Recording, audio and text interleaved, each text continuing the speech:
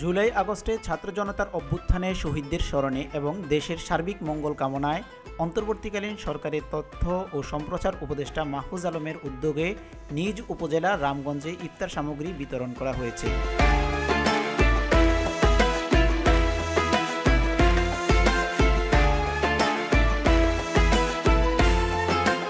বৃহস্পতিবার সারাদিন এবং শুক্রবার সকাল থেকে উপজেলার সকল ইউনিয়ন ও পৌরসভার মসজিদ ও এতিমখানায় উপদেষ্টা মাহফুজ আলমের পক্ষে ইফতার উপহার পৌঁছে দেন জাতীয় নাগরিক পার্টির যুগ্ম আহ্বায়ক মাহবুব আলম।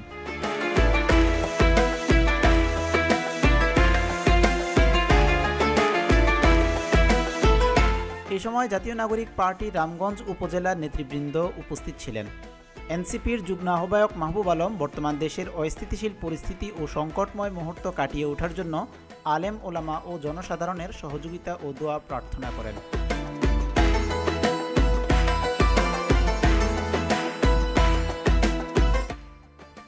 ইফতার উপহার বিতরণকালে সবার কাছে তথ্য ও সম্প্রচার উপদেষ্টার শান্তির বার্তা পৌঁছে দেন তিনি।